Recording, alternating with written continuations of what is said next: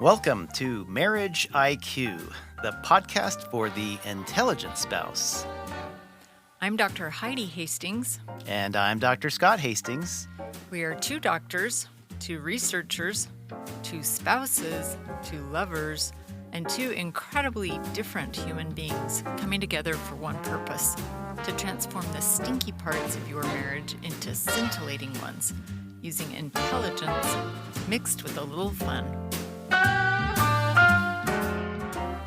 Hello, all you scintillating spouses out there, and welcome back to another exciting episode of Marriage IQ. Today, we have some great people in our studio here. This is the first time we've tried this, and they're awesome friends. Dear friends, they are the Hastings. And yes, you didn't mistake that. It's the Hastings and the Hastings. And what's even more interesting is that they are in no way related to us. We happen to meet them how many years ago now? Maybe, 6 years ago? 5, 6, yeah. Sounds right. And we hit it off. I'm not used to meeting other people with the last name Hastings, and they seem pretty interesting. And he has on this full beard. I'm like, oh, that's so awesome. I want to meet this guy. So we met and we got together. We started going out to dinner, just talking. And we've maintained this friendship for many years now. And we decided to invite them on. Right. We've been discussing lately stress and coping in marriage, and your stories are incredible in how you've been able to navigate stress in your family in a way that you've been able to hold your marriage together rather than turning against each other. So let's just start out by letting you introduce yourselves. Jim and Cheryl Hastings. So I'm Jim Hastings. Cheryl and I have been married for 29 years. We have 5 kids, 4 daughters and 1 son. And we've lived in Dallas most of our marriage, except for a few years when I was at school in Kansas City. And I'm an artist and a teacher. Great. Cheryl. So I guess I'm the mom. But I also work full-time as a nurse practitioner for our county hospital system. And I don't know, we've just have been through thick and thin, I guess, together. Him, starting out with him going to school full-time and me working and kind of supporting him through that. And then he did the same for me alongside us raising our children. So we have 5 kids. Our oldest would be 28. And then we have a 24-year-old who is special needs, Hannah. And then we have Tristan, who is 21, and Ruby, who will be 18 in a couple weeks, and then Olive, who is 11. So I guess one of the first obstacles outside of just being in school and moving to a new place and not having any family in Kansas City, where we lived for a few years in the beginning of our marriage, we had a special needs daughter who at first we didn't know she was special needs. And so maybe a year into her development, when they started realizing she wasn't meeting milestones, that's when we realized there was more to what was going on. And so we had a geneticist and different specialists in our I guess path, trying to help figure out how to take care of her and figure out what was going on and how to manage that. And so. And were you working at that time in Jim in school, I was or you were already out of school? No, so after Hannah was born, it was 4 years into our marriage, I guess. Mm-hmm. And he started working as a teacher, and so I was able to stay home. Okay. And especially with Hannah being in and out of the hospital and doctor's offices, it was kind of almost crucial for one of us to be home with her. So I stopped working and kind of stayed home and raised kids for about 10 years before I really started going back to school and pursuing my own career. So that was probably when, outside of like I said, moving away from family and starting fresh, that was probably our first obstacle as a couple, just having that, spending lots of time in hospitals and doctor's offices and just the stress that comes with the unknown of a child. And was there a diagnosis ever with that? Just to be clear, Hannah's not mildly is disabled the right word? Yeah. I mean, she has some significant... Right. So She's diagnosed with cerebral palsy, Okay. and then she has hypothyroidism. But that was the easy answer. Right. It's really more of a chromosomal disorder. Okay. And so a developmental pediatrician along the way gave her the diagnosis of cerebral palsy because it would qualify her more for services and Okay. insurance, Okay. different things. So we're talking more of a rare chromosomal. Yeah, there genetic. wasn't even a name. If there's a name now, I don't know. But when she was diagnosed, it was like one of these things where the geneticist was like, I'm actually surprised that the doctors who review the labs even caught it, because it was like a small deletion of a chromosomal. And they don't Anyway. have a record of anyone else with that same deletion. So Wow. it's pretty unique. I don't know. Anyways, And she is I, such I a mean, she's special- 24, so I mean, may have changed in the last couple decades, but at She's the a special time, young woman. So I think one of the reasons why we asked the Hastings, other than they're really awesome friends and I love their last name, but I think one of the reasons we asked them to be here today is because of what they've been through, and it's capital T trauma, right? Right. They've dealt with not only a daughter with severe disabilities, but also dealing with one of their daughters dying. And that's pretty traumatic That for is- anyone. That is, in fact, research shows that at least half of couples who are married that have a child die end up in divorce. well, and we had one therapist who kept telling us that right after she passed away, had gone to therapy, and this therapist kept saying, you guys, Most people don't survive Yeah, this mo- kind Right. of shared trauma. Right. And so we didn't stay with her very long. Would you share with us about Zoe's story? That's been more recent and more intense, even than having a child with severe Sure. disabilities is my assumption. right. As much as you're wanting to, No, that's anyway. fine. So Zoe was almost 18 when. No, she was almost 19. Almost 19, that's right. So she had left the house, and she had told us where she was going, and we would expect her back home around, 7:30 o'clock on a Sunday evening. And we got to that time of the evening, and we kind of started questioning, like, why isn't Zoe home, And so we started calling friends and texting, like her friends, thinking, well, maybe she just went out with some friends and just didn't tell us. And so kind of started, figuring out where she had gone or why she wasn't home. And there was no one knew where she was. There was no response from her. And so I think at that point we kind of started thinking about maybe we need to file a police report and figure Well, out. we spent a bunch of time trying to figure out where she was at. So when she didn't show up for dinner, we kind of went around looking for her. I went out with my brother-in-law, and we drove to several different places we thought she might be, and she didn't show up. We put the other kids to bed, and then we spent like hours kind of looking for her, trying to contact her. She wasn't responding to us.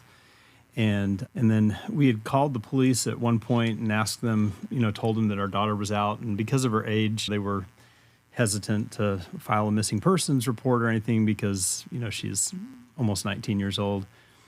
So around midnight, she had not gotten back yet. We knew that something was definitely wrong because she hadn't responded to us, and we had really had no indication where she was at. And so I went to the police station and filed a report. And then we pretty much spent the rest of the night looking for her without any success. My brother and my sister came over, and they kind of just drove all over the city with us, and Cheryl stayed at home in case she came back. Well, and we had our other kids at home in bed, Yeah, too. we had our other kids at home, yeah. So then in the morning, she still had not returned. And at that point, we had some family that had put this information up on Facebook, and we started to get family members calling us and friends and stuff. And so one of my cousins came over around 8 o'clock in the morning, and we had tried during the night to get her phone to ding, which it did not. For whatever reason, we couldn't get the Find Your iPhone app to work. And so he had come over, and he got it working. And probably within about 5 minutes of him getting there, we knew where her phone was at least. And so we piled into my brother's truck, and we drove over there. And as we were driving up, we saw emergency vehicles and police and, there wasn't any police line or anything up like that. So Cheryl and I got out and we ran because we saw our car actually it was halfway in a ditch, and they wouldn't let us come over and see what was going on. So anyways, the kind of short of the story, I guess, is that the police were on the scene and they just told us to wait. So we did. And after, I'm not sure how much time, they came over and they told us that our daughter had been killed and that it was a homicidal situation. And so, that it was tough. I can't even imagine the stress, the physiological, the psychological, the emotional responses flooding you at that time. Yeah, it was horrible. And we had sent our kids off to school and trying to, I guess, preserve their innocence for as long as we could. They were like, "Where's Zoe?" We're like, "Oh, she's just sleeping." You guys just... Well, we didn't really know what had happened. We didn't know. No, we didn't know. Yeah. So we didn't want them to go to school worried. So we lied to them and just kind of told them that she was okay, she was in bed. And then when we finally did know what was going on, we did tell them that afternoon what had happened. Well, yeah, when the school started calling to say you need to come get your kids because it was on the became news. very rampant information. Oh, gosh. Yeah. People. Oh, wow. Yeah. Kids Everyone at their knew. school were talking about Yeah, it. yeah. It was rough. So we had to go up there, and they had him in the counselor's office, and so it just was really, in so many Terrible. different ways, terrible, traumatic, whatever you want to call it. Just walking in and seeing the two kids there with the counselor, and then having no clue what was going on, and us having to tell them that. Yeah. Wow. Yeah. No parent should have to do that. No.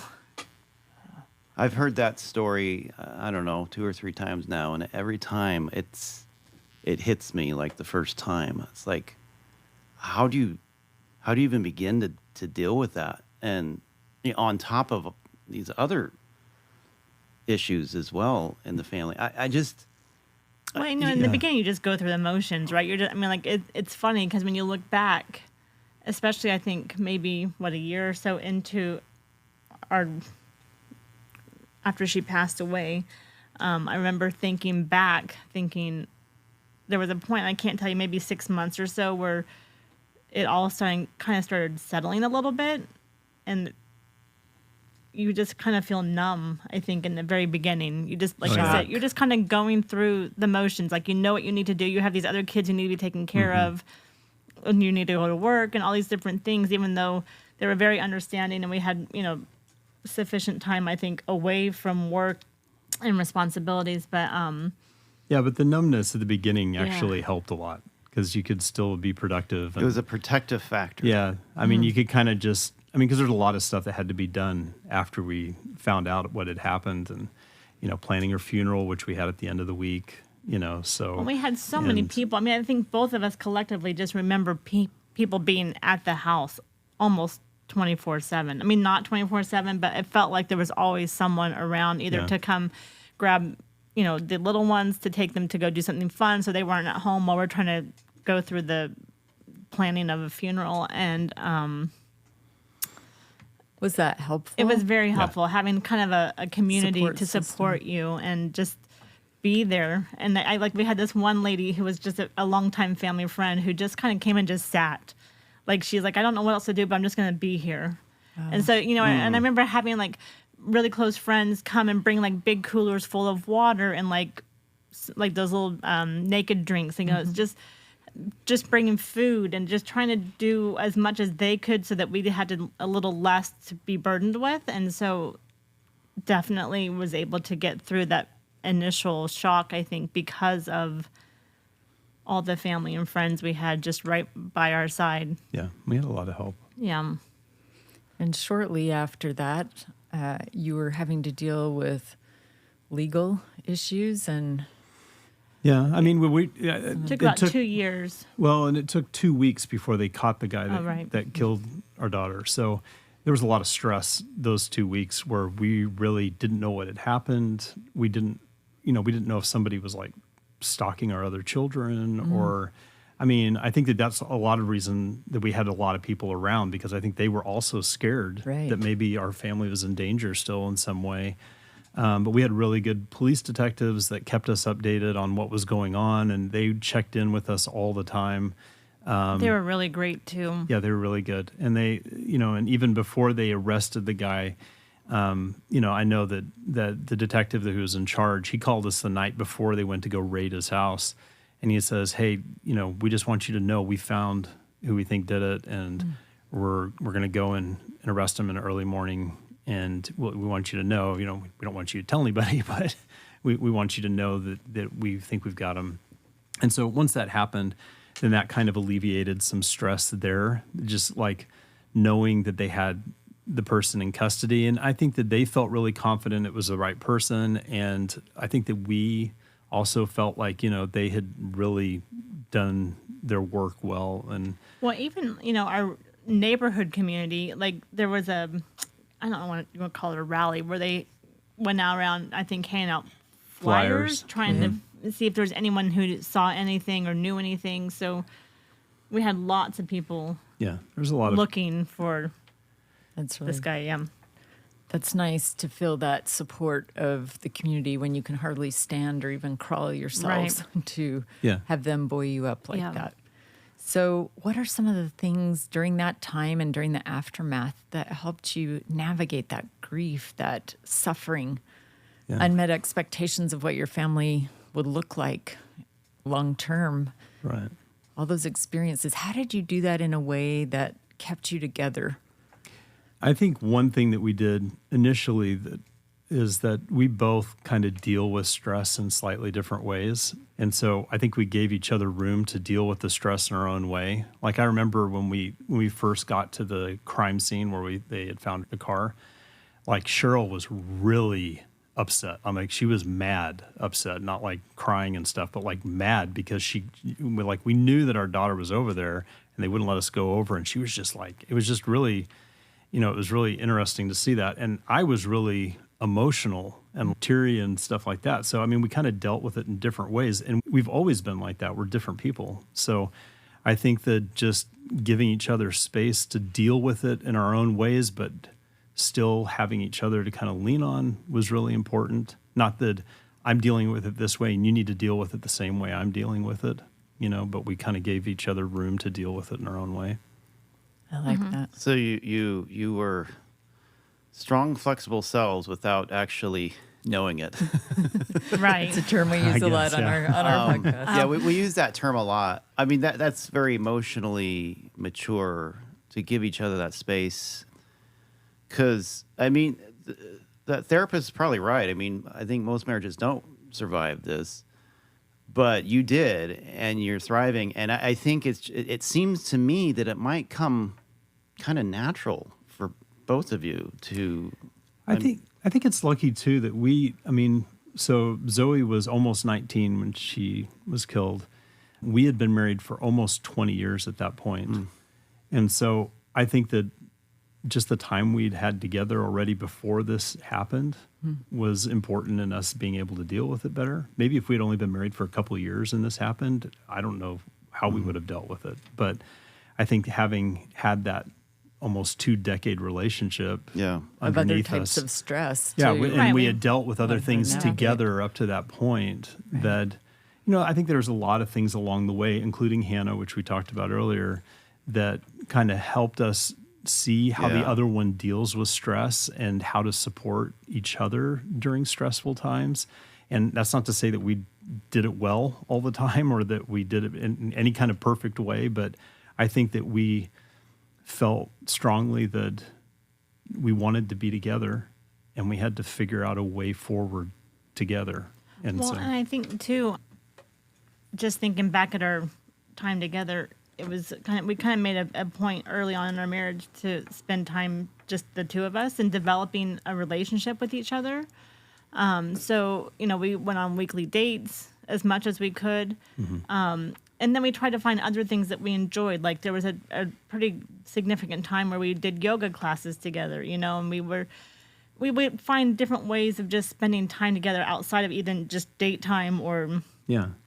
I mean, we do Pilates. So like now we go for walks several times a week, and it gives us just quiet time, the two of us, where we can talk about things. And so I think that throughout our marriage, we've always found time to be alone together. And develop that relationship. Yeah. So that's interesting that in what I hear you saying is that intimacy is in large part what helped you cope with this traumatic circumstance. Well, I think it definitely contributed to our ability to witstand that as a couple.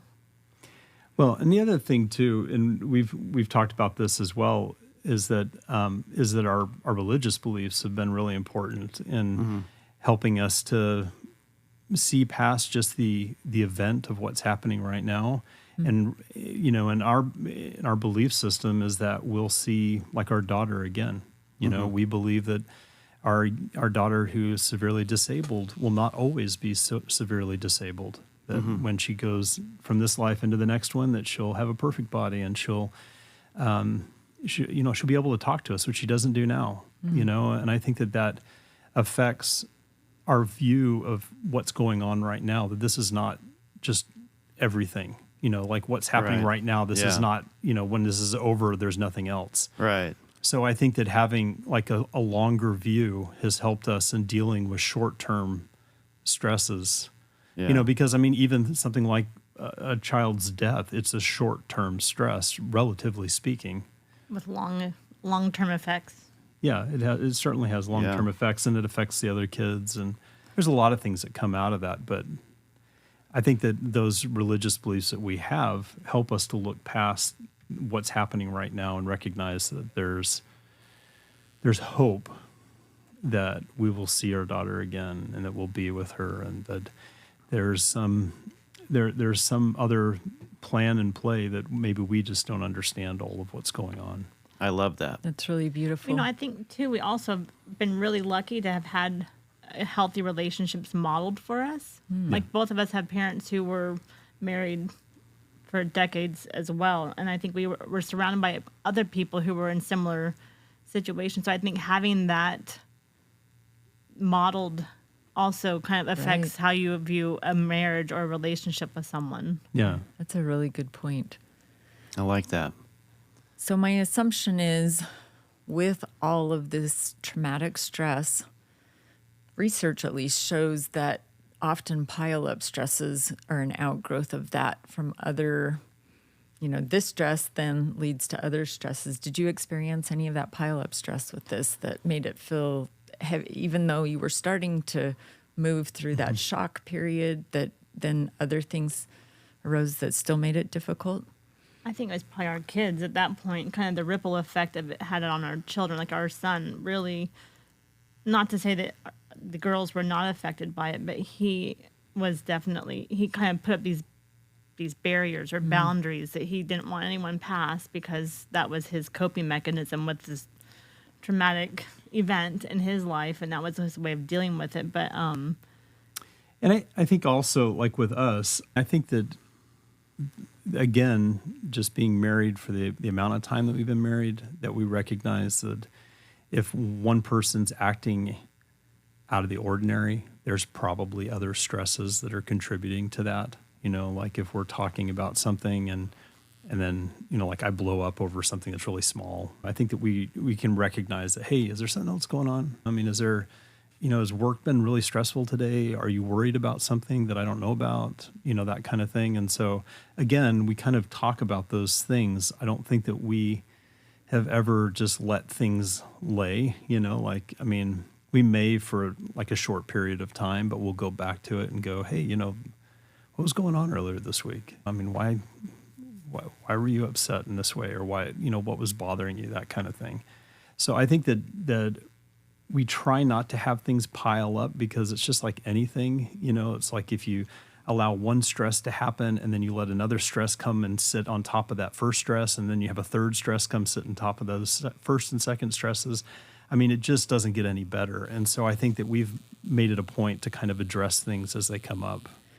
To me, they're talking about curiosity. Well, they're You're talking about so many wonderful they're practicing things. the principles, that we teach. That curiosity just being curious instead of getting mad at somebody for acting out the way they do, being able to say, I'm just curious, what's behind that? I think there might be something more than we're recognizing right off. Yeah. Is a really peaceful approach to navigate really difficult things. Right. And I think that, where Cheryl was going with our son is that he did not do that a lot. Like things definitely piled up with him. Shut and they down. just piled and piled and piled until it just, I think, felt really overwhelming for him. And so he's gone through years of sadness and depression and really heavy stress. I think part of that's just because he was never able to unpack some of the stuff that was going on along the way. And his age as well, I think. And his age, yeah. I mean, it's just, certainly being developmentally, not at a stage to be curious or to unpack or to communicate or about trust those us things. enough to maybe even talk to us about it, I feel like. Right.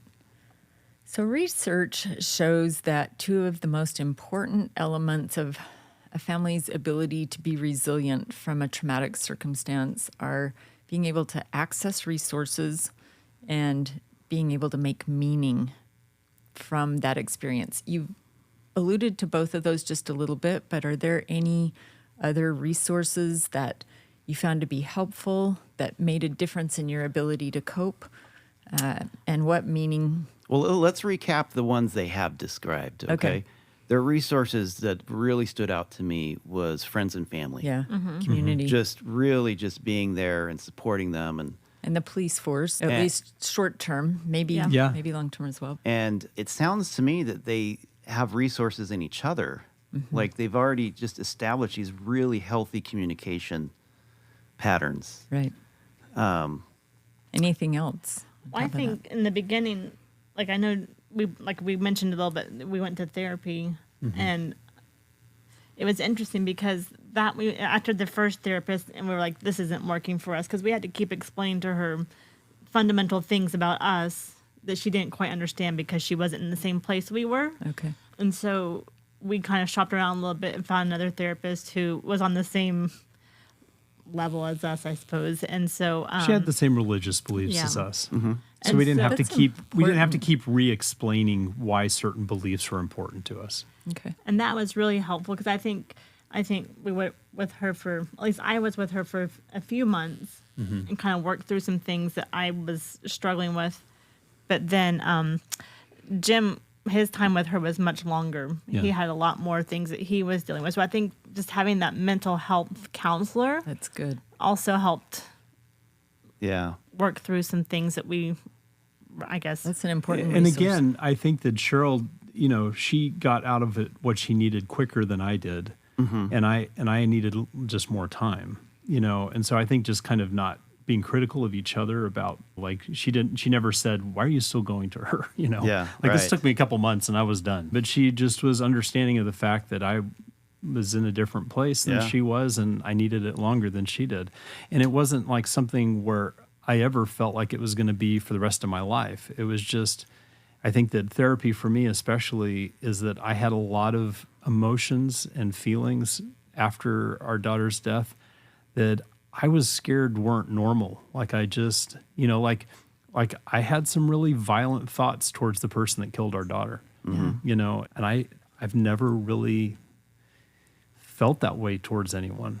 And so for me, it was really disturbing. I was like, why is this coming into my head? Why am I thinking about hurting this person? I don't normally sit around thinking about hurting people. And I think that being able to talk to a professional counselor and kind of explaining some of those things that I was thinking about, and then having them say, to me at least, this is normal.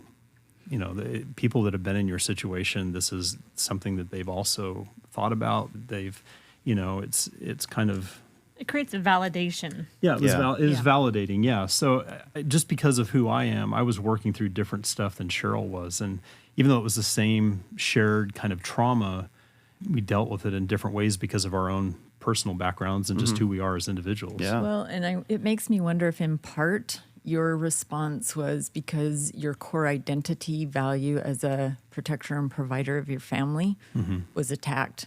Now, for our listeners, you're a big guy. You're very strong, you're very big, and you would have had no problem protecting your daughter. if you'd been given the opportunity. But I think sometimes when those internal core values of ours are attacked, it causes responses that are hard to wrap our Which heads is probably around why sometimes. he had those thoughts of hurting someone, and she didn't, because that's not a Because core nurturing might be more her fundamental issues. value.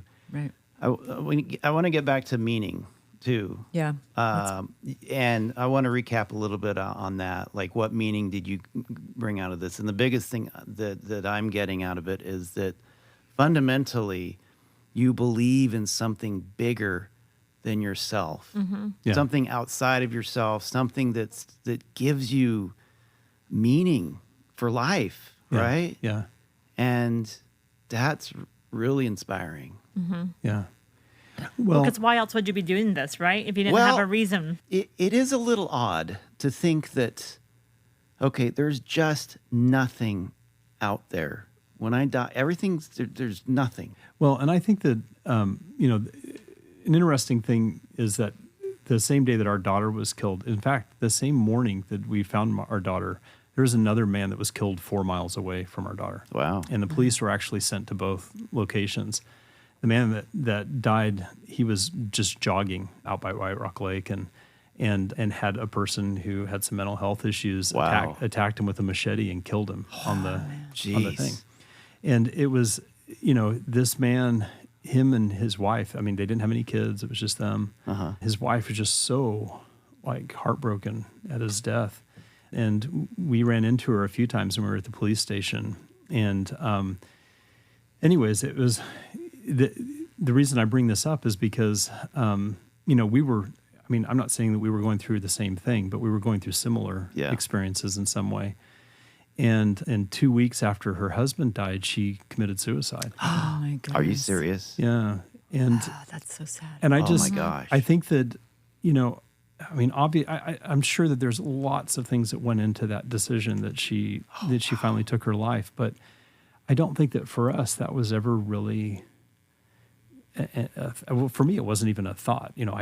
I never thought about that. I think that I had this feeling that we're going to see our daughter again, and it may be for a while, and I don't know. Yeah. I don't know how that experience will play out, but I know that it will play out. And so I think kind of having that belief in something greater was really important for me. I know it was important for Cheryl, but it was really important for us in dealing with it.